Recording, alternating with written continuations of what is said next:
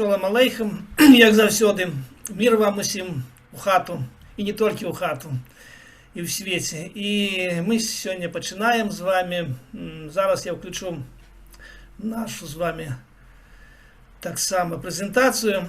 Але два слова скажу про гэту песню. І зноў жа, хто не чуў альбо яшчэ раз паўтарыць, гэта вартае таго. Ён напісаў гэту песню. Мойша, это все про Мойшу Кульбыка мы говорим. Ён напісаў яе 20-гадовым у 1916 годзе. Она нават была надрукаваная.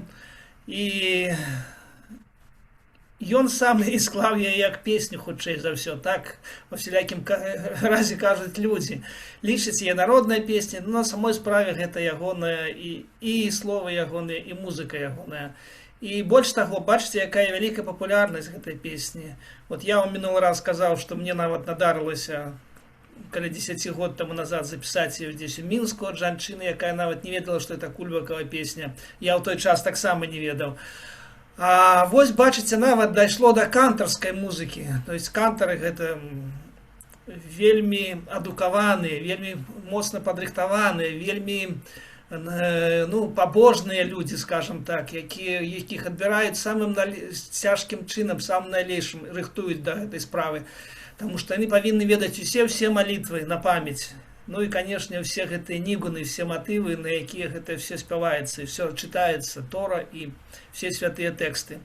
И вось бачыце, нават захаваўся гэты запіс, стары запіс, это яшчэ даваенны запіс кантарам, якраз Хазен, на ідышы гэта Хазен, які спявае гэту песню Штерндал. Ну, я спадзяюся, мы с вами яшчэ напрыканцы таксама яе пастараемся праспяваць. Добра? Ну і бачыце, які вот і выразны такі фотаздымак адразу. Гэта я скажу, што гэта, напэўна, аўтарскія правы, гэта онлайнер бай, гэта такі вялікі сайт, які ёсць у нас на Беларусі, інтэрнетны. І вот яны таксама зацікавіліся гэтай менавіта цікавай як бы і рэччу, як плытагонства, як сплаў па рацэ. І выдатны такі зрабілі калаж, бачыце. Гэта Зінаіда Васильевна Зяркоўская. Напэўна, зараз яна яшчэ жыве у вёсцы Рум. Рум это зусім недалёка. Гэта Воложанскі раён. Я ўжо паглядзеў на раке Іслач, ён знаходзіцца гэта вёска Рум. Ну і Рум, вы ўжо ведаеце, што такое Рум. Гэта месца, дзе зрабілі такі склад, вялікі склад дроваў, не дроваў, а менавіта лесу, пілаванага лесу і будаўнічага лесу. Зімой яго вывозілі і падвозілі да ракі, а ўжо весной, як пачыналася высокая вада, лёдастаў і разбуралася лядовая запруда, і пачынаўся вот гэты якраз сплаў лесу па рацэ. І што цікава, што бачыце, гэта жанчына Зінаіда Васильевна трымае ў руцэ здаравенны такі багор і адмыслова зроблены. Бачыце, там такі цвік востры і круг такі сапраўдны. Вось гэты па-беларуску завуць звычайна бусак. Асабліва вось у паўднёвай частцы на Палесе беларускім гэты інструмент завецца бусаком. І вот гэты бусак захаваўся ў гэтай жанчыны, уже няма даўно гэтых віцінаў да сплаву лесу па рацэ, ніхто гэтым не займаецца, ніхто не робіць плыты, не займаецца плытагонствам, акрамя, напэўна, дзяцей альбо нейкіх рэканструктараў гістарычных. Але вот, дзякуй Богу, вот яшчэ ёсць такія людзі, якія памятаюць гэту гісторыю. І дзякуючы онлайнеру мы з вами можам пабачыць гэты фотаздымак. Шолам алейхем, рабой сай, майне тайрун, либе фрайнд, хавартесун хаверим, колегесун коллежанкес, йиденесун йиден, гоетесун гоем, мирзайнен noch do und heben on. Heint wollen wir fortsetzen unser Schmues wegen dem geschätzten Dichter und Schreiber Мойша Кульбак. Сёння, я всіх вас вітаю, всіх розных нацыянальнасцей і розных сацыяльных статусаў жыццёвых і розных узростаў, хто нас можа слухаць. І сёння мы з вами працягнем нашу размову «Унзер Шмуэс» аб тым, што аб цяжкім лёсе. Тут не написано про цяжкі лёс, але я вам дадаю, што все ж таки пра гісторыю, пра вось гэтага роду, гісторыю Кульбакаў і непасрэдна самога Мойшы Кульбака і славутага наша ушанаванага цяпер, дзякуй Богу, паэта і пісьменніка Мойшы Кульбака. Зедзехавек, он гота Михаил, он шепт гиспайлес, он гислайвес. Запоминайте тыя слова, минулый раз мы уже скарыстали, гиспайлес, он гислайвес. Гэта і натхнение, гэта і захапленне, гэта і все самое лепшее, что приходит до нас, калі мы займаемся улюбёнай працай альбо творчасцю. І я адразу хацеў, я уже казаў про тое, уже приходится амаль што кожны раз перапрашацца у вас і прасіць прабачэння за тое, што, улічваючы, што ўсё гэта імправізацыйна, тое, што мы з вами робім, і для мяне вельмі шмат новага, і вельмі шмат упершыню я пра гэта гавару ўвогуле. Так, безумоўна, я памыляюся, людзям уласціва памыляцца, тое ж самае я раблю памылкі. Але бываюць памылкі зусім сорамныя. Чаму? Таму што я ўсё ж такі ведаю на самой справе, што, чым я памыляюся, але хутчэй за ўсё спяшаешся, хутчэй за ўсё пэўным чынам хвалюешся, і такім чынам вось робяцца гэтыя памылкі нейкія, прабачце, назад вернем, пераскочыла. І вот тыя самыя плытагоны, гэта Нёман, дарэчы, наш родны Нёман, на Нёмане, таксама Неман Тайх, я вам напісаў нават на ідышы. І спачатку мы згадаем тыя асноўныя словы, якія ёсць у ідышы. Мы з вами мінулы раз па-беларуску гаварылі, а зараз у ідышы. Таму што сёння мы будзем пра іх троху чытаць паэзію Кульбакаву паэзію. І скажу пра памылкі, канешне, абавязкова. Плыт, гэта плыт, плыт ён і ёсць плот, па-беларуску плот, ці плыт, у ідышы, дарэчы, можна і плот казаць, і плыт можна казаць. Плытнік гэта той самы, той чалавек, які займаецца сплавам лесу. І па-беларуску, дарэчы, менавіта ў гэтай вёсцы, што мы з вами бачым, у Руме. Рум, дарэчы, сама назва паходзіць ад нямецкага слова румф. Гэты румф, это значыць месца якраз складавання лесу, складавання бярвенняў. І плытнік чалавек, запомнілі, плытентрайбер тое ж самае, што і плытнік, той, хто ганяе плыты. І плытентрайб гэта ўжо будзе сплаў лесу, альбо хорошае вельмі слово, раю вам запомніць і навучыць вашых дзяцей і ўнукаў. Віціны, гэта звалося віціны, беларускае хорошае прыгожае слово.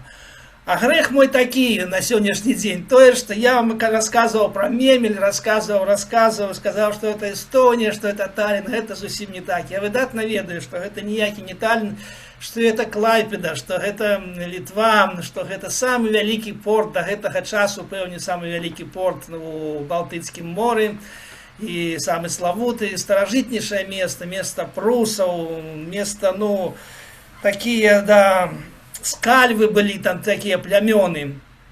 І, канешне ж, не толькі, калі вы ведаеце, што якраз там, дзе знаходзіцца гэты горад, там жа ж і знаходзіцца і так знакамітая Нерінга, альбо Курская коса. Куршы, это таксама Курская назоў гэтай косы, ён праходзіць ад племя ці народнасці, куршы такія былі. І якраз на курскай мове, і Мемель, і Нёман, гэта аднакарэнныя словы. І звязаныя, як не дзіўна, нам падобныя словы Нёман асабліва. Гэта ад слова нямы. Той, што нібыта гэта рака, такая, это, конечно, все легенды, гіпотэзы, што рака была такая дастаткова ціхая, не бурная, не шумная, хоць там ёсць, безумоўна, ёсць парогі, на Нёмане ёсць парогі. Але лічылася, што, напэўна лічылася, мы з вами, конечно, гіпатэтычна пра гэта гаворым. Тое, што якраз гэтыя скальвы і куршы, яны далі назоў і Нёману, і далі, канешне ж, назоў і Мемелю, Клайпеда. І улічваючы тое, што я памыліўся, што я абразіў гэту раку нейкім чынам, не раку, а горад сам, назваў яго Таллінам, І, напэўна, ён будзе доўга жыць, ведаеце, такое забабон такі, што калі памыляешся імём чалавека сустракаеш, доўга не бачыўшы, то кажуць так, ну будзеш доўга жыць з гэтай нагоды. Хай гэты горад Клайпеда доўга-доўга жыве, вельмі прыгожы, але мне яшчэ больш сорамна чаму, таму што менавіта 7 гадоў уже, да, у 19-м годзе, менавіта ў гэтыя дні, 5-6 мая, траўня, я быў у гэтым горадзе з вельмі хорошымі людзямі, з мастакамі, Сергеем Верамейчыкам і такі літоўскі мастак Волкаў, які Волкавас, ён пішацца. Я паспрабую знайсці, у мяне недзе ёсць фотаздым, кніжку ён нават мне падарыў, ёсць ягоныя карцінкі, я абавязкова наступным разам пастараюся паказаць гэта. І ён, дарэчы, перамаляваў усе гэтыя былыя прускія гарады, і Калінінград той самы, ну, Калінінград это Курлёвіц, да, але Кенігсберг па-нямецку, Курлёвіц па-беларуску, дарэчы, было і па-польску, то там вельмі шмат архітэктуры старажытнай, ад гатыцкага яшчэ часу. Вот ён такі мастак, акварэліст, які маляваў увесь час гэтыя гарады. Ну, вот я шмат гаварю, но выбачайце, мне хочацца нейкім чынам вот свой грэх замазаць. Другую памылку трошку пазней. І вось той самы Мемель, вось той самы знакаміты порт, гэта 19 стагоддзе малюнак, да, Адольф Клос, немец, напэўна. І вот такая прыгажосць, бачыце, якія паруснікі прыгожыя. Там, калі ўглядзіцеся ў горад сам, то там просто перлы, там і млыны сапраўдныя, і ветракі, некалькі іх там ёсць. Ну і, канешне, гэта гатыцкая архітэктура, шпілі, гэта каталіцкая альбо пратэстанцкая архітэктура рэлігійная. Ну і, пэўне, канешне, былі сінагогі там. Ну, вельмі прыгожы горад такой выглядае. Дарэчы, вот ён такі беленькі, можа быць, якраз час зімы. Дарэчы, гэта адзін з партоў, які не замерзае, менавіта на Балтыцы, да гэтага часу. Таму ён вельмі-вельмі запатрабаваны са старых часоў і да гэтага часу. Яшчэ адна панарама 17 стагоддзя гэтага ж горада. Бачыце, там быў гіганцкі замак, вялікі замак, і Клайпедскі, да. І гэты горад, то ён увесь час мяняў назоў. Клайпеда таксама, это вельмі стары назоў, мясцовы. Ён быў то Мемель, то Клайпеда, то Мемель, то Клайпеда, то немцы, то прусы, то літоўцы, і пераходзіла ўлада туды-сюды, пераходзіла, да. Тое ж самае, што было ў 20-е гады, ну, 19-20 годзе ў Вільні, тое, што мы будзем гаварыць сёння пра Кульбака. Но прыгажосць несусветная, бачыце, таму вот, дзякуючы памылцы, мы можам нейкім чынам ісці да гэтага, паглядзець бліжэй на гэты горад прыгожы. Вот як ён зараз выглядае. Гэта непасрэдна адзін з каналаў, там цэлы шэраг каналаў, і там якраз пачынаецца вот з мора, з Балтыцкае мора, вот гэта Куршская коса, яна адрэзана, коса сама адрэзана зараз, таму што порт быў зроблены, хутчэй гэта штучна зроблены такі канал. І вот гэтае месца. Прыгажосць несусветная, раю, хто сам не зможа, можа сваім дзецям альбо ўнукам. Это запаведны край, зараз ён падзелены папалам, правда, палову займае Калінінградская область, палову ён належыць Літве, Нерінга па-літоўску завецца, але гэта не несусветная прыгажосць, гэта безліч, гэта запаведнік, сапраўдны запаведнік дзяржаўны, і безліч птушак, безліч жывёл, жывёлы, вельмі шмат жывёлаў проста ручных падыходзяць, вось, да, калі згадаць нашага Сергея Михалкова пра Анна, да, памятаеце, пра парасятак, то там парасяткі проста з рук ядуць, дзікія парасяты, сапраўдныя, паласатыя. Гэта я на ўласныя вочы бачу.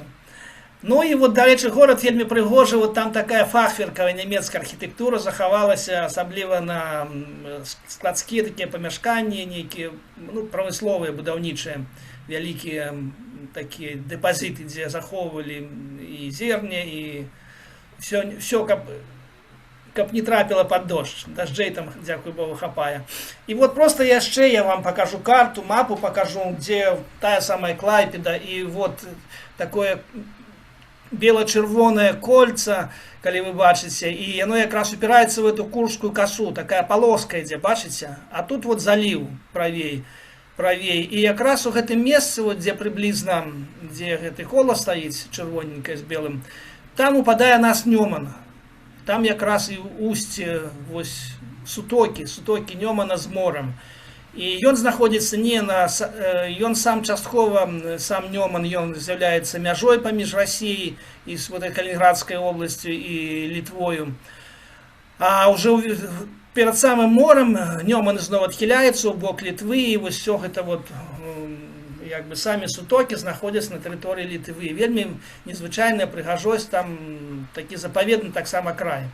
Ну і вот Куршская коса гэта унікальная. Дарэчы, яна звязана вельмі цесна з творчасцю выдатнейшага нямецкага пісьменніка, антыфашыста, дарэчы. І больш таго, ён вельмі быў прыхільны да габрэйскай культуры. Ён напісаў геніальны твор такі ў 2 тамах пра таго самага сына Іосіфа, сына Якова.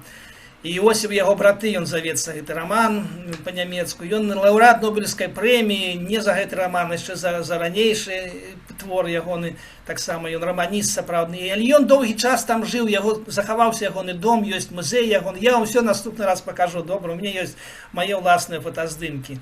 Просто каб вы ведалі, вот, што такія хорошыя людзі якраз прыязджалі на Нерінгу, і калі у вас надарыцца магчымасць, калі ласка, прыязджайце.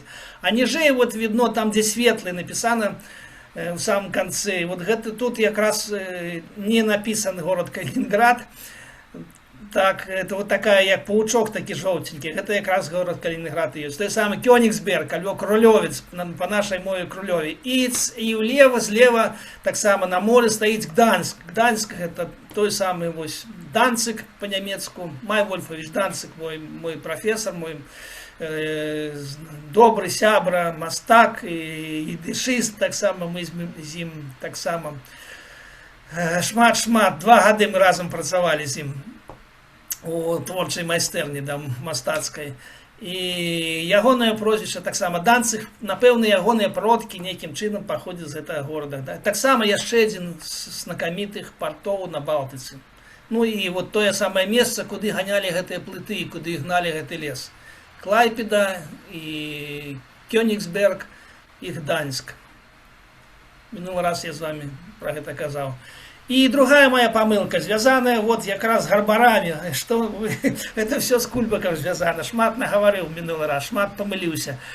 Чаму? Таму што я сказаў, што ў Мінску нібыта ёсць гарбарная вуліца, хоць гэта і не гарбарная вуліца, я нават ведаю добра, зноў жа, это моя уласная агаворка, это не памылка, таму што я ведаю, я нават пісаў пра гэту вуліцу, яна завецца Шорна, яна зусім недалёка, вот Няміга, там, дзе вуліца, хто ведае, Калектарная, это быўшая яўрэйская вуліца, якая вядзе туды на Сухую, там, дзе могілкі былі, дзе месца, дарэчы, вельмі сумнае, да. Ну, зараз там ёсць гістарычная майстэрня такая, павінны былі зараз яе дэстаўраваць, я ўжо нейкі час не хадзіў, трэба схадзіць. Немцы нанова клалі вялікія грошы, каб зрабіць там такую музейную прастору вялікую, прысвечаную памяці загінулых, вось, таму што тэрыторыя гета, это ўсё. Вуліца Гебелева там яшчэ ёсць, аднаго з якраз вот кіраўнікоў супраціў у мінскім гета. І, ну, я яшчэ раз паказаў эту карцінку вам, але вот я прывёў словы, якія яны ёсць у ідышы. Тое, што звязана менавіта вот з гэтай культурай скуры, вырабу скуры, скураных вырабаў. Канешне, гэта ў першую чаргу гарбар на ідышы, гарбар і гарбарнік. Гэта 2 слова. Тыя майстры, якія займаліся непасрэдна вось вырабам скуры. Гарбарствам займаліся. Гарбарня і гарбарня, і гарбарня, можна казаць на ідышы. І так кажуць. Да. Пад ухілам, пэўне, украінскай і беларускай мовы яны гэ зрабілі, да. І гарберай. Гэта і майстэрня, там, дзе гэта робіцца, і само рамяство. Вось так завецца. Гарбарня і гарберай. І гарбінг, гэта гарбунг, прабачце, я памыліўся там, напэўна, гарбунг. Гарбунг, гэта якраз выраб скуры, да. Але ёсць яшчэ і рымер Шорнік. І вот эта вуліца, што я кажу, Шорная, яна завецца Шорная, дзякуй Богу, да гэтага часу. Шорнікаў там аж даўным няма, габрэяў, але Шорная вуліца засталася, маленечкая, невялічкая. І рымер это тое ж самае, што і Шорнік. Гэта той чалавек, які вырабляе вот тую збрую, конскую зброю, всю раменную гэту рэч. Ну, таксама яшчэ сінонімы і зотлер, і зотлер-махер. Вось. Ну і, канешне ж, напэўна, ведаеце яшчэ, ну, хаця ладно, гэта ўжо лішне. Добра. спынемся. Давайте мы вернемся, все ж таки я помылок наговорю вельмі шмат і стараюся менш мінімізаваць свой, але тым не менш ёсць аб чым пагаварыць нам з вами таким чынам, дзякуючы памылкам. І вот вернемся до сям'і Кульбакаў. Гэта непасрэдна браты, 5-6 братоў. Тут все 6, да, 6, тут і мойшы ёсць, 6 братоў сям'і Кульбакаў. І памятаеце, маці ягоную, іхную звалі Сіма, вось бацька быў Шлойме, і бацька і маці загінулі якраз у мінскім гета, напэўна, 1942 годзе. А вот 6 прыгажэйшых братоў. І так атрымалася, што вот неабходнасць выехаць, уцячы з тутэйшай тэрыторыі, з гэтага горада Мінску, і каб выжыць, таму што гэта была грамадзянская вайна, таму што гэта пасля рэвалюцыі, рэвалюцыйны час, гэта жуткі антысемітызм, гэта пагромы з польскага боку, і царскага боку, і мясцовыя, і ўсё гэта. І 3 братоў гэтай сям'і, яны выехалі ў Амерыку. І вот дзякуючы ім, і таксама адной дачцы Кульбака, таму што сын ягоны загінуў Элі, а вот Рая, дачка, засталася жывая. Таксама толькі цудом можна назваць эту з'яву.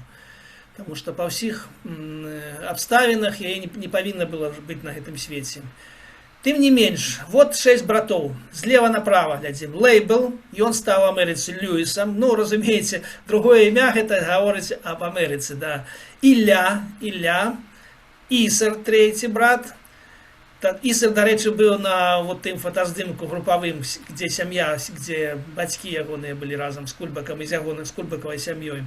Вольф стаў таксама Уільямі. Ну, яны амерыканцаў відно, бачыце, такія ў гальштуках прыехаўшы. Дарэчы, гэта некі 34 год, хутчэй за ўсё. Як не дзіўна, вот яны змаглі прыехаць тады, не ўсе не ведаюць, хутчэй за ўсё все, таму што усе тут ёсць. 3 браты змаглі прыехаць з Амерыкі сюды ў Беларусь, і нейкім чынам менавіта дзякуючы ім і іх ініцыятыве з'явіўся гэты фотаздымак. Яны яго зрабілі. Ну, па іхнай замове быў зроблены ён. І яны былі тут. Вольф, да, Уільям стаў, да, ну, Мэйша Кульбак, вот ён такі у косаваротцы, у сарочцы такой, худенькі зусім, да. І Шлейме, вот это гонар бацькі названага, хоць бацька ще жывы быў, звычайна ўжо называюць па таму, хто, хаця, магчыма, ён быў, і дзед быў Шлейме, да.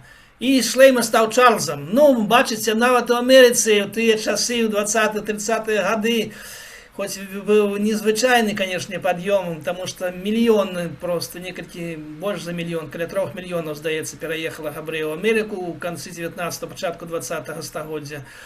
І выходзіла, в Нью-Йорку была гіганцкая просто дыаспора, і десяткі газет, часопісаў, выдавецтвы ідышныя, все гэта. Мы яшчэ сёння пагаворым якраз пра адно з іх, дзе друкаваўся Мойша Кульбак, будучы сам у Германії. Вот гэтыя браты, так? Я выбачаюся, мы трошку пачытаем з вами, но гэта варта таго, гэта сям'я, сапраўды гэта род, які заслугоўвае велічайшай увагі, які палова яго знікла бясследна, але некая частка засталася жывая, і дзякуй Богу, зараз ёсць нашчадкі, ёсць внукі, праўнукі, і ён працягваецца, і все яны кульбакі, і мы можам ганарыцца, што яны звязаны з нашай беларускай зямелькай. Маладым узросце паслі з жыцця тых дзяцей, якія засталіся ў краіны Саветаў. То есть тыя, хто з'ехаў, засталіся ўсе жывыя, хоць ім таксама цяжка было. 3 старэйшых сыноў былі заехаўшы ў 1913 годзе ў Амерыку. А, бачыце, яны яшчэ раней, я выбачаюся, я пачаў казаць, што яны нібыта ў час рэвалюцыі з'ехалі. Раней, яшчэ ў 13 годзе. Но яны старэйшыя, да, Кульбак маладзейшы. І Вольф, так, ну, гады жыцця, бачыце, ягоны Лейбл, да, Шлойме Саламон.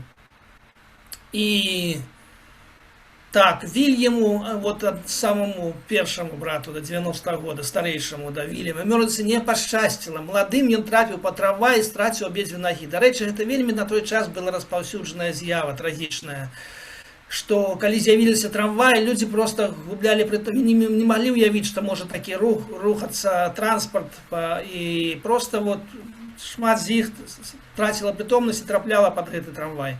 Ну, не было такого руху, не было світлафору і всього іншого. І вулиці були забиті. І те ж саме, наприклад, було, здається, з сестрою Максима Івановича Горецького.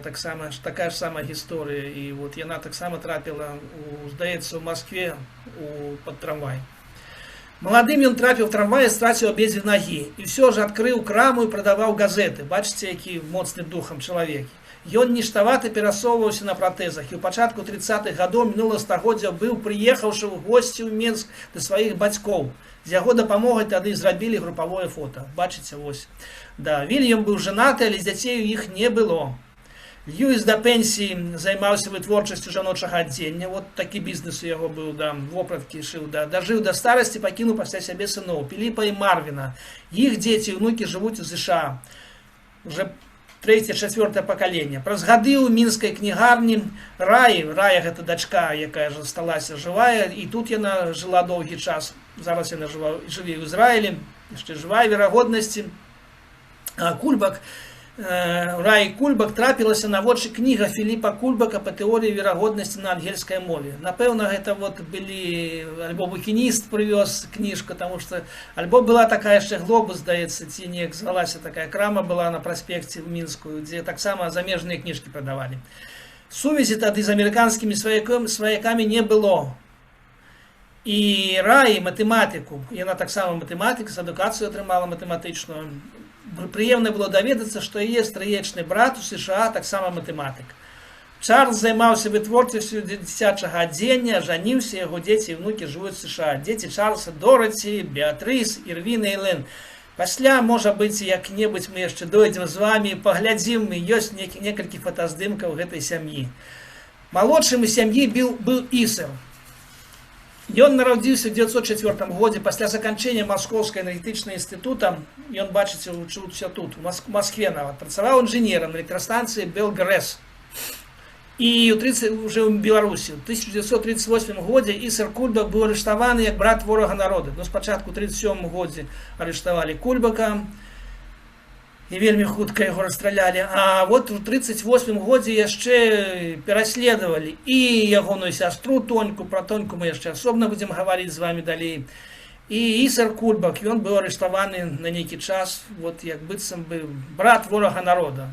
Вот з цэлымі сем'ямі. Нічога вам не нагадывае на сённяшні дзень. Ён правёў 10 месяцаў паследствам, але быў вызвалены ў 1939 годзе. Ну вот, бачыце, нешта невядома, што і як. Судовай справы яго мы не бачылі, але ўсё ж такі яму надарылася вызваліцца. Напэўна, былі патрэбныя людзі. Не так шмат было электрастанцыі ў Беларусі, трэба было працаваць. Лёс падарыў яму яшчэ некалькі гадоў жыцця, Ісар з сям'ёй пераехаў у горад Бабруйск, знайшоў працу тэхнічным дырэктарам электрастанцыі. У чэрвені 1941 года яго прызвалі на камандзірскія зборы і залічылі ваенным інжынерам 3-го рангу. Ну, вайна ўжо пачалася, да? Трапіўшы ў акружэнне пад Магілёвам, Ісар цудам дабраўся да ўжо захопленага немца Бабруйску, спадзяючыся знайсці сваю сям'ю. Ну, таму што сям'я павінна была быць там. Да гэтага часу ягоная жонка Нехама і трое іх дзеці, трое дзяцей было, да, 13-гадовы Лёня, 7-гадовы Фелікс і 3-гадовая Бэла, уже ўцяклі з гораду. Дзякуй Богу, ім пашчасціла выехаць з гораду і эвакуювацца. Але адзін з ягоных добразычліўцаў, хто яго ведаў, данёс на яго гестапа, і ён быў арыштаваны і знік у засценках гестапа. Так скончыўся лёс гэтага брата Ісара. Памятаеце ягоны фотаздымак, ён там ёсць на агульным фотаздымку з сям'ёй і з жонкай са сваёй, і з дзіцём нават, да, з адным. І яшчэ ў Вільні, да, пачнем яшчэ трошку Вільню. У 20-м годзе вот, выйшаў самы першы зборнік Мойшы Кульбака. Прабачце. Ён называецца «Шырым». «Шырым» гэта песні, ну, маецца на ўвазе вершы. І невялікі такі зборнік. Вот арыгінал ягонага якраз. Сама кніжка, да, сапраўдная, да, пэўне бібліятэчная. 1920 год, Вільня. І там жа ў Вільні, але пасля дастаткова вялікага перапынку 6 гадоў просто тут побач фотаздымак так зроблены. Это фотаздымак зроблены Сергеем Шупам на ягоным стале працоўным, дзе ён набраў все вершы, все паэмы, все паэтычныя творы Кульбака, выдаў 2 кнігі у 2 тамах з перакладамі разам і з транскрыпцыяй на сапраўдным ідышы. І вот ён карыстаўся всеми оригиналами, всеми выданиями, и он означил у своим выдании все варианты, потому что разные выдания, ну, разные редакторы працавали, и сам Кульбак нешта правил, и есть шмат вариантов меняет. Каждый верш есть разные слова и разные радки там, таким чином. И в 26-м году, после вяртання из Германии, из Берлину, Кульбак вот надарилось выдать еще 26-й год еще одну книгу. Але в 20-м годзе, якраз тое, што я казаў, тое, што тычылася рэвалюцыі, змены ўлады ў Вільні, і ну, неўпэўненасці нейкай жыццёвай, і спадзяванне, што нешта недзе павінна быць іншае, Кульбак вырашае паехаць у Берлін. І яго была магчымасць там вучыцца. Жыццё вельмі сціплае ягонае было, пры ўсім пры тым, і сродкаў амаль што не было. Ён далучыўся да віленскай групы тэатральнай, і працаваў суфлёрам там. Ну, нейкую капечную зарабіць, таму што трэба было ж здымаць жыллё, трэба на нешта было жыць, каб там працаваць. Тым не менш, все ж такі ён, маючы ўжо нейкі аўтарытэт, таму што кніжка адна была ўжо выдадзена ў яго, але ён яшчэ і меў дастаткова вялікую колькасць знаёмых людзей, паэтаў, пісьменнікаў. Мы пагаворым пра гэта асобна трошку пазней. Вялікая колькасць. Што такое Берлін 20-х гадоў? Гэта якраз, ну, кажучы расхожымі словамі, гэта Иерусалим. Некім чынам, да, Иерусалим, нямецкі Иерусалим, да. І вялікая колькасць пісьменнікаў. Вот тая самая, калі памятаеце, мы з вами гаварылі вельмі шмат разоў пра тую групу Культурліга, якая ўзнікла ў пачатку 20-го стагоддзя яшчэ ў Кіеве і ў Харкаве, ў гэтых месцах. Пасля распаўсюдзілася па розных краінах свету, у тым ліку у нас у Беларусі была філія гэтай Культурлігі. І все гэтыя знакамітыя нашыя пісьменнікі, пра якіх мы будзем гаварыць, Бергельсон, Гофман і шмат хто яшчэ, яны так Квітко таксама, яны все там у гэты час знаходзіліся. Там была незвычайная сітуацыя. Справа ў тым, што быў вялікі крызіс і жудасная інфляцыя. І так атрымлівалася, што там за нейкія зусім капеечны, калі у тебя ёсць нейкі даляр, то можна было жыць месяц нейкім чынам. Аднаго разу надрукавацца ў Амерыцы, у амерыканскім якім-небудзь часопісе ці ў газеце нейкія вершы. За гэтыя грошы можна было жыць, здымаць кватэру і добра есці менавіта ў Берліне. Берлін гэтага часу, гэта, канешне, час вот пераходнага этапу, гэта канец мадэрнізму, мадэрна, таго славутага мадэрна, архітэктура, вот той дом, што вы бачыце, кінотэатр Бабілон. Дарэчы, Бабілон я незвычайна вам даў гэту картинку. Чаму? Таму што слово Бабілон гэта якраз тое, што гаворыць пра гэты горад у 20-е гады. Туды з'язджаліся з усіх краін: Румынія, Польша, ну, безумоўна, наша тэрыторыя вся, Літва, Беларусь, Украіна. І все, хто мог, хто бліжэйшыя, французы прыязджалі все. І таму што была магчымасць друкавацца, было вялікая колькасць друкарні, вялікая колькасць жадаючых нешта друкаваць, выдаваць, публікаваць. Мастацтва буяла, мастакі, паэты, пісьменнікі, музыканты, все сюды з'ехалі, все рынулі, чэхі, хто толькі мог тут быць. Ну і, канешне, габрэяў вялікая колькасць. І сапраўдны Бабілон, да. І вот гэтая архітэктура, вот бачыце, скругленная, гэта ўжо пачатак канструктывізма, гэта той самы, памятаеце, мы з вами гаварылі пра Баухаус. Баухаус, дарэчы, будаваў і павінны быў будаваць, канешне, не зусім ён пабудаваў, толькі пачаў будаваць, толькі трошку пачаў будаваць той самы наш Біробіджан. І, канешне ж, усе гэтыя магнітагорскія, вялікія гарады, уральскія і зауральскія былі пабудаваны менавіта. Я хацеў бы вам таксама калі-небудзь прачытаць лекцыю. Ёсць цікавы матэрыял, як вялікая колькасць Баухауза, гітлераўцы, калі прыйшлі да ўлады, яны выгналі весь Баухаус з Германіі, ён у Германіі мясціўся, гэта быў цэнтр гэтай такой вот новай школы конструктывістскай, архітэктурнай і мастацкай. А Савецкі Саюз прыняў, але ненадолго. В канцы 30-х гадоў вельмі жорстка ён з імі зусімі абышоўся. Мала хто астаўся жывы, хто паспеў уцячы адтуль. І вот гэты дом якраз бабілонскі кінотэатр, таму што і кіно, першыя фільмы самыя знакамітыя, і Марлен Дытрых тут была, і ну мы яшчэ пра гэта трошку будзем гаварыць. Ідзем далей. Цукунфт, я вам казаў уже. Цукунфт гэта будучыня. Гэта амерыканскі часопіс, адзін з вялікай колькасці тых, што быў выдадзены менавіта, выдаваліся ў 20-е гады ў Амерыцы, 10-20-е гады. І дастаткова папулярны, дастаткова вядома. У іх былі нейкія корэспандэнты, нейкія сувязі былі з Еўропай, безумоўна. І вот тыя паэты, якія з культурлігі асабліва, яны супрацоўнічалі з гэтым часопісам і мелі магчымасць выдавацца. Тыраж быў вялікі, вельмі вялікі. Раскупаўся ён імгненна, таму што было некалькі мільёнаў габрэяў пераехалі ў Амерыку. І яшчэ яны все былі носьбіты ідышу, яны все жылі ідышам. І, безумоўна, гэтыя все выданні былі запатрабаваныя такім чынам. І вот надарылася ў 1920 годзе якраз нашаму Майсею Мойшы нашаму Кульбаку такім чынам заключыць дамову з Цукунфтам. Вот тут гэта ягоны рукапіс, тая самая Райсэн, Беларусь, ягоная паэма у 12 частак, дарэчы, 12 частак. Ну, мог бы, конечно, і 13 зрабіў, калі б быў сапраўдны рэлігійны габрэй. Ну, я жартую. Да, памятаеце, што якраз у той песні, што мы спявалі з вамі на пейсах, 13 слупочкаў, таму што самы святы дзень это бар-міцва для 13-гадовых хлопчыкаў, калі яны становяцца дарослымі адказнымі габрэямі, сапраўднымі іўдэямі, да. І вот на версіі з левага боку так ліха напісана, гэта пэўне пісаў уже сам Цукунфт, так может написано вялікімі літарамі написано Цукунфт.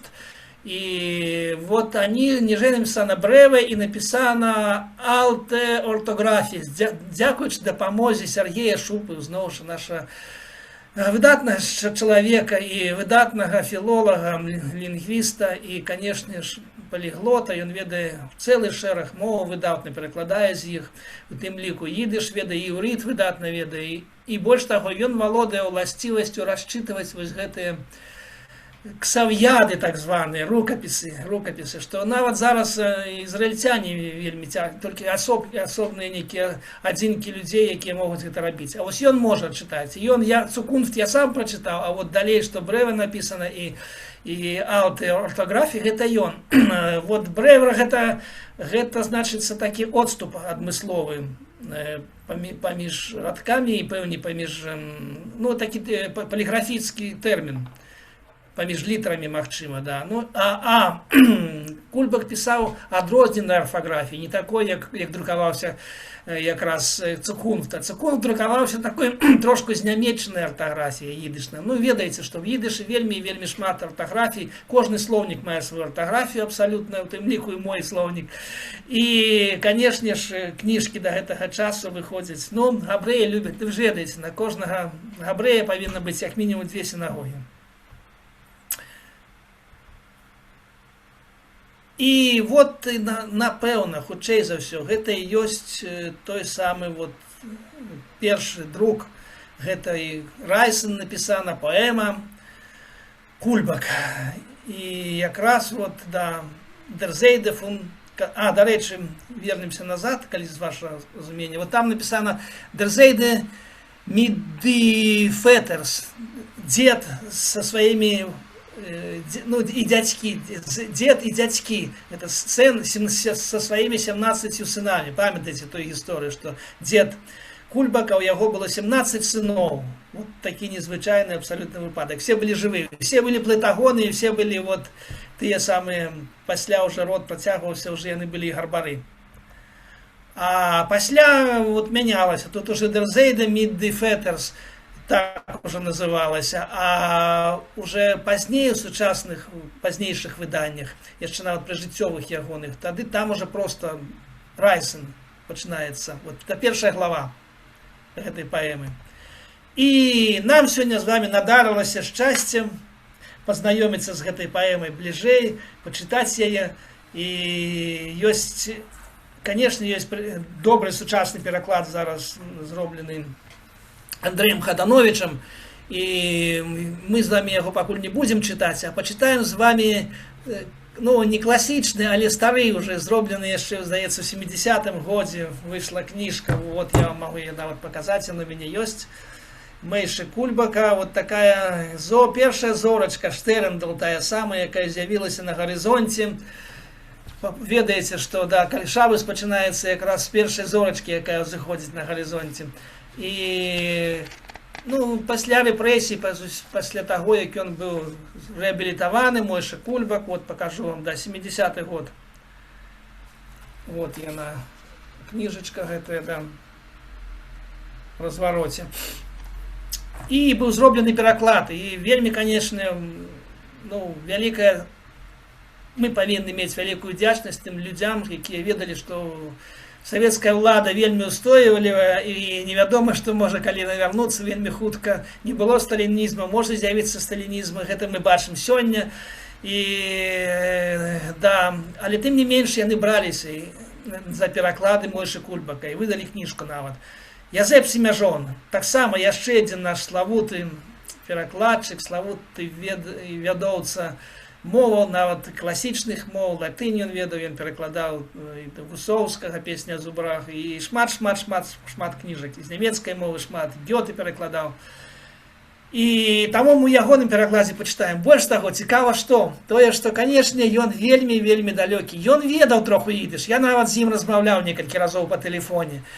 І ён мне казаў, напрыклад, вот адразу ён пачынаў, вот полкі, ведаеш, што такое полкі на ідыша? Полкі, а полкі мае цэлы шэраг сэнсаў, да. Полкі гэта, ну і паліца, полкі, да. А полка гэта і лытка, гэта вот якраз полкі, гэта кукурыная лытка, вот якраз яна таксама полкі завецца. Ну, разумееце, яму вельмі гэта цікава было, таму што ён ведаў, відыш, але ён быў паэт сапраўдны. І тое, што ён напісаў паводле Кульбака, гэта, канешне, абсалютна іншы твор, ягоны твор, уласцівы твор, толькі ускосна, вельмі ускосна ён нагадвае Мойша Кульбака. Добра, выбачайце, чытаем на ідышы. Райсэн. Метрайбт плітен. Гоняць плыты. Пачынаем, як заўжды, з плытагонаў. Мы ніяк ад гэтых плытоў ад ракі не адыдзем. Es hoben den Äpplen verwischt und verschmiert alle Dörfer und Wegen. In Feld tappt man on mit den warmen Ponym die Kalkheit von hängenden Regen. Es weist sich Flecken von Bämer, von Ergitzer Häuf, an das Wir von Brunnen. Nur schwimmt etwas on, es wird weiß vor die Augen, und alles wird in Nebel zerrunnen. A trockener Zweifel darauf, es ist still, ein Vogel hat ohne zu klagen. Es kommt euch in den Leben, a so viel рыбы zu tragen, а so viel рыбы zu tragen. Я одно слово читаю потихоньку, как вы запоминали слова, как вы старались зразуметь то, что я читаю. Ну, трошечку я перакладу, добра, каб вы параўнаць пасля уже з Язэпам Семяжонам, да. Нэплен гэта туманы. Туманы все пакрылі, все зацягнулі, все вакол, усе вёскі і все шляхі. І, канешне, вот гэтае адчуванне, тое, што вільгаць нейкая прысутствуе, генгенген-реген, вісячы дождж у паветры. І нават вот, то есть халадок такі ад яе адчуваецца. Это вот яны толькі што плытагоны выплылі, яны плывуць, і гэта раніца, такая туманная раніца. І вот толькі такія з'явы, дзіўныя прывіды з'яўляюцца. Калі ведаеце мастака Заборова, ён вельмі любіў маляваць, дарэчы, габрэйскі мастак, ён з'ехаў у Парыж вельмі рана, там шмат працаваў. У яго такія туманныя пейзажы і ягоныя карціны такія. І вот тое самае тут, такія фрагменты з'яўляюцца ў тумане. То нейкая морда каровы, то дрэва нейкае выплыве, то нейкі двор, там нешта яшчэ, то асвір, дарэчы, асвір слова, бачыце, асвір гэта той самы вот журавель у студні, у калодзежы, якія пускалі вядро опускаў, да. І, ну, вот все бело перад вачыма, і все зацягнута туманамі. І раптом гук нейкі з'яўляецца. Які ён мастак, абсалютна мастацкі, вот кінематаграфічны просто верш. Толькі з'яўляўся яшчэ кінематограф, ён яшчэ не ведаў кінематографа. Але, будучи в Германии, ён уже адчуў, вот я уже вам показал кинематограф, ён адчуў, что это такое. Там уже гэта буяла вельмі моцна ў 20-е гады. Ён уже бачыў, пэўне, меў магчымасць убачыць. І вот ён абсолютно кинематографічна строіць свой верш. Спачатку малюнак, спачатку тады гук з'яўляецца, падае галіна, і яна вельмі гучна падае на плыт, напрыклад, да. І атрукенерцвайк фалтарок. І цішыня, і зноў цішыня, да. І толькі птушка вось чалавечым голасам нібыта, яна, ну, моліцца, просіць, да, і жаліцца, што ў жыцці усім нам надараецца усялякае пераносіць. І так шмат пераносіць, паўтарае Кульбак яшчэ раз. І пачытаем нашага Язэпа Семяжона. Гоняць плыты. Заволок туманок берагі і лугі ў верлівай расе. Пад бярвеннем вада, над бярвеннем рунец макасей. І паплывам з імглы, і наплывам з імглы, нібы постаць нейкага звера, то бязногія ліпы, то хобата свера, узнікаюць і тонуць у мяккай кудзелі туману, як абрысы планет у часы першабытнага стану. Цішыня, нават суха бабіты багром загрыміць аб калоды, як гром. Салавей задрымаў на дасветці, заранка зязюля кукуе, колькі ж летаў чужых палічу навякуе.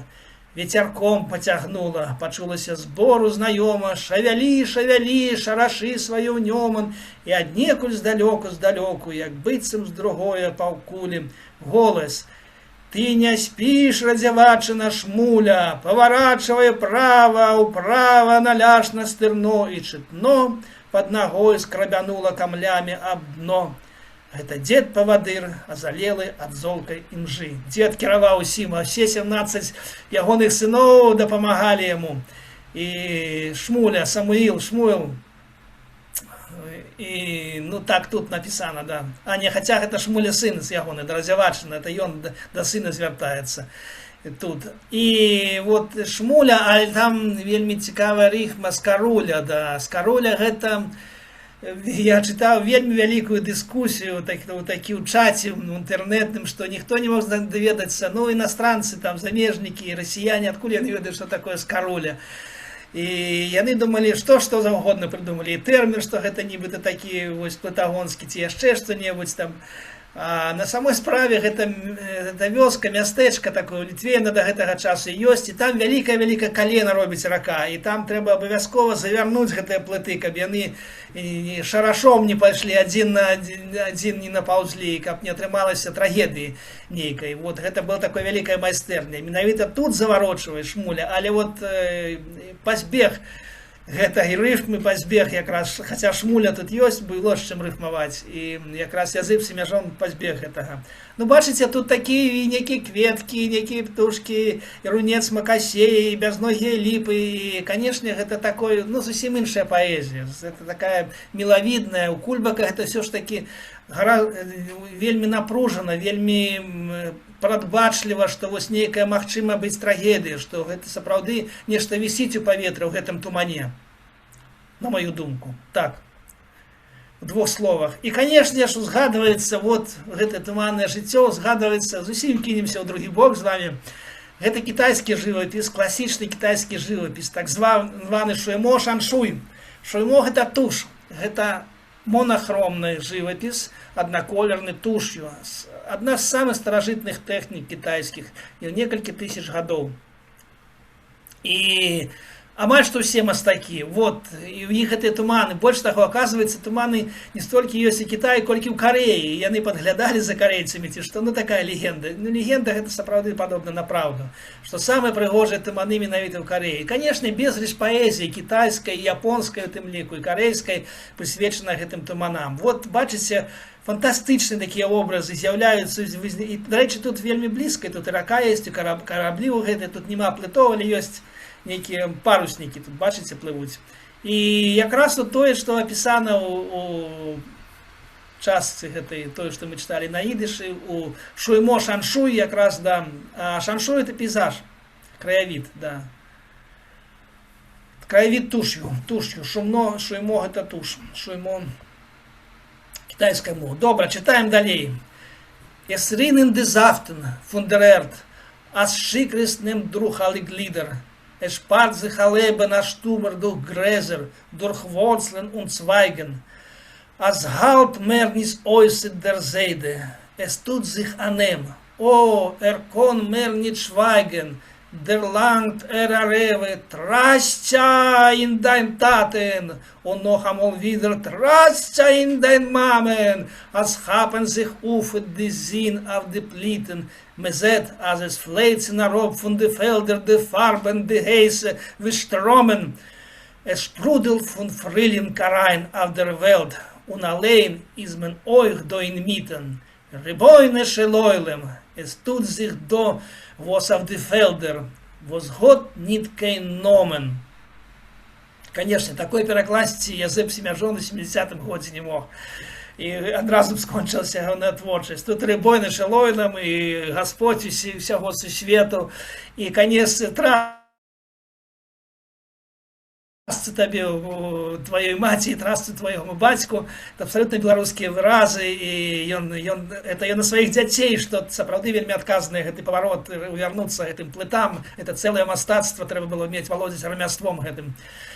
Плытагонства и плытников. И, ну и вот, да, только фрагменты, ну, конечно, можно шмат было показать. Дарлеч цікаво так само. Дерлантер ареве. Реве, вот ревен, это ровец, заров, он заров. Не просто казалось, заров трасцы индентатен. Да, пробачьте, перескочили. И, да, что отбывается, это еще перескочили. Вот, той самый текст.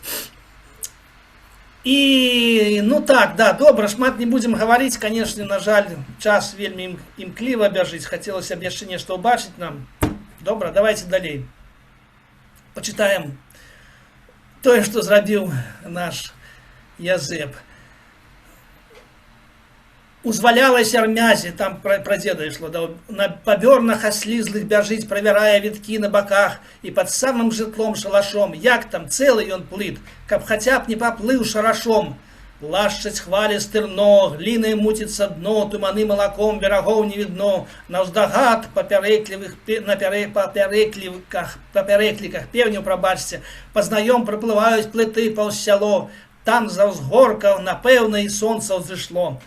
Понад стромой мгла, все радей и радей, под рунцом на зары и костры для палаток очахли, скоро день, над плитами, як здані, плывуть сівалобыя чаплі. Вот нават чаплі ў яго з'явіліся, але як здані, вот гэта якраз здані, той самый пейзаж. І раптоўна з усходняга боку, як кветенню грушы, бераг рыўнуў на плыт, белым накіпам калакалушы, і калакалуша тут з'явілася.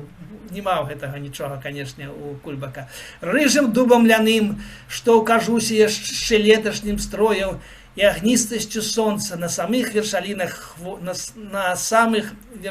хвояў, з-пад пажухлай травы, з каранёў і галінак, з вярховай са дна, прэ краменным ляском язычком, як іголка, шаршатка вясна, прабіваецца ўгору, да сонца натужным растком, сосунком, что здаецца карані, і ён пырсне ў далонь малаком. Парадзіха, подай табе радаваць свет. Вот, як бачыце, трасца ў парадзіху перайшла. Усміхацца, бачачы чары вясновыя дзед. Ён паэт у душы, і не промах жывое тварыць, сам на сам з прыродай па-свойму умеў гаварыць, а сыны ўжо не спяць. При такім харастве не да сну, задзіраюць галовы на сонца, вітаюць вясну. Яго і сюжэт зусім іншы, таксама тут і пейзаж зусім іншы, і все іншае, канешне, але ён просто пераказаў гэта сваімі словамі, як бы народны чалавек, вот значна цэлую паэму склаў. У Кульба гэта сцісла, вельмі коротка, вельмі кінематаграфічна, акрэслена, і толькі эмоцыі, і толькі вось тыя нейкія нашы мары дзейнічаюць, нашы летуценні і нашы гіпатэтычныя погляды, яны павінны правакаваць на гэтую думку. А Язэп Семяжон усё сам пераказаў, усё думаць не трэба, толькі чытай і радуйся шчасцю. І яшчэ адзін фрагмент Азой год дер зейдені олев гашолем, деплитен гетрибен кейн прайсен. Плиты гоняли в Пруссию. Вот мы про Пруссию почали с вами говорить сегодня, да? Изер фарнахтле тарайн мидер блоер велие он неман инвайсен. Готмен дис шригес, дарепе шригес, да, цікавое слово, белорусское слово, оно есть такая, шераги, да. И это якраз колі, які заганяють, каб причалить, пристать на ночь, становились, и каб отпочить. И вот такие загонялись колі завостранные, и до их привязывали, вот они звались шригес. Фаргробан инзамт, ундешвере шварцуе. Шварцуе, дарется, это вот то швартовое, отдавать швартовое, это те вяровки, альбо некие тросы, магчимые, яким привязывали, потому что это великая вага.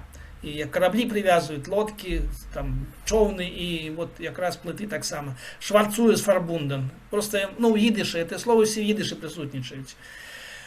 Unfeim hoben de Vetters auf jedweder Plitung gezunden. Schweigewdig mit, salbe zweit ba Feier, azoi is men groe gesessen, gebrochen dem rosamen Bräut und dem Borscht von dem Teppel gegessen. Розовый хлеб, вот я нигде не бачу такого, да, приметника, да, хлеба, что ружовый хлеб. І розовий бройд. І борщ тут як тут борщ. Хоча і борщ рожовий, да. Von dem Teppel gegessen. Sie still auf den Gegen gewesen. Es hoben nur Bläue die Wellen gesungen. Es hat nur der Feier sich hilfig zerblättelt, zerlegt wie ein Reutenker Blimmel. Und sie ist nur ein Fisch, wenn nicht wenn, von dem Wasser dem Kielen gesprungen. Bläues gewesen. Und eine Reute Levone.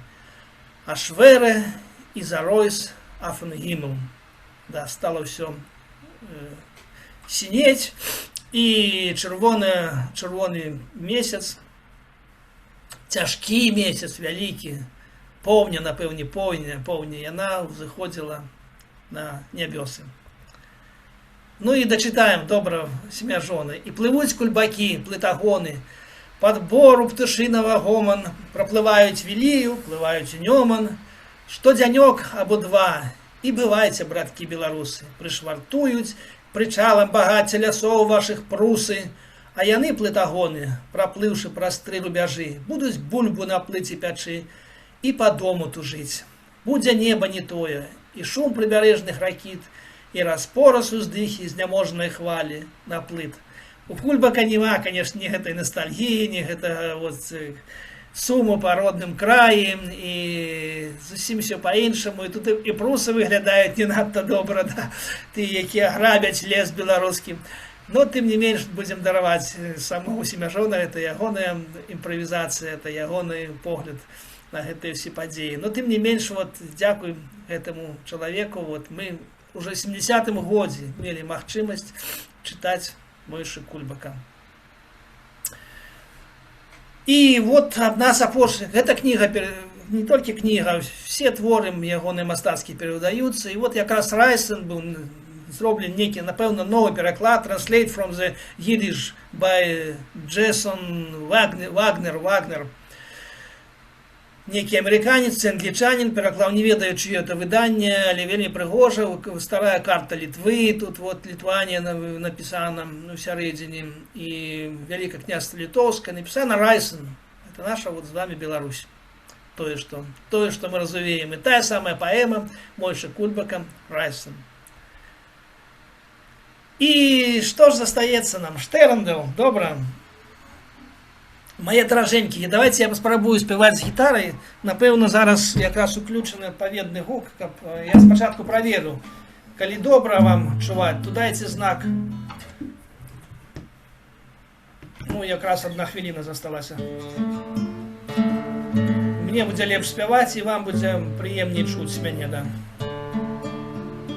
Ми почали з цієї пісні у виконанні кантора Хазана, славутого. И скончим ёй. Штерндер блоє штафетеле, займір шліхел, он фал ин майн штетеле. Чувать добро, нормально все? Да, все хорошо слышно. Все добро, да, добро. Тогда я буду с гитарой, добро, да. Sen vestageselen auf dem Agribelen, dorten gefiel sich mein Chore Stiebele, dorten gefiel sich mein Chore Stiebele. Lebt allein bei der finsteren Scheibele, sitzt dort vertreut und deiget mein Weibele, sitzt dort vertreuert und deiget mein Weibele. Sterender blauer Stafetele, sei mir ein Schlichel und fall in mein Städtele, sei mir ein Schlichel und fall in mein Städtele. Drehst du sterender Leichter in Stube rein, sagt der Eberster, wird sich mir Rachen sein, sag ihr ein. Frag, was macht Jankele Leitze und Rivele, sag, seh ich wein und ich kuss sehr Brivele, sag, seh ich wein und ich kuss sehr Brivele. Sterender blauer Stafetele, sei mir ein Schlichel und fall in meine Städtele. Bet euch als Jankele soll mir nicht жаловен, geben in Cheder genug ihm zu balven, geben in Cheder genug ihm zu balven. Soll sich lernen, Kadesh, wie's darf zu sein. Efter, me weiß nicht, nur Gott wird mir Rachem sein. Efter, me weiß nicht, nur Gott wird mir Rachem sein. Sternder blauer Stafetele, sei mir a Schlichel und fall in mein Städtele. Sei mir a Schlichel und fall in mein Städtele.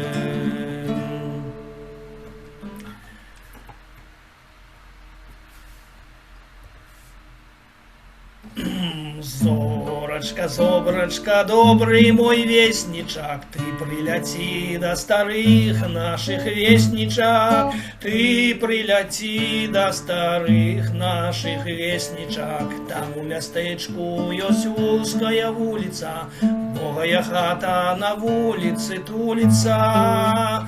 Богая хата на вулице тулица, там ля окна моя жоночка бедная, плача сутешье зорка, все ведная, плача сутешье зорка, все ведная. Зорочка, Зорочка, добрый мой вестничок, ты приляти до старых наших вестничок. Ты ее шапни, что улагодятся справы, все будет добро, бо Господь ласкавый, все будет добро, бо Господь ласкавый. Словца про Янкеля леечку, рывочку, хай мне напишут яшчэ хоть паўрывачку, хай мне напишут яшчэ хоть паўрывачку. Зорочка, Зорочка, добрый мой вестничок, ты приляти для старых наших вестничок. Лист поцелую, а ты мне яшчэ дары, Янкеля хай не лянуется у хедары, Янкеля хай не лянуется у хедары. Вывучить кадыш, бо лёс не забавы, можа, хто ведае, Господь ласкавый, можа, хто ведае, Господь ласкавый. Зорочка, Зорочка, вестничок, ты приляти до старых наших вестничок, ты приляти до старых наших вестничок.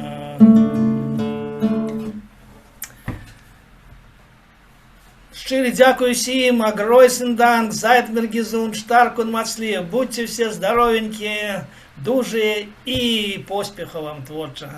Дякую велике.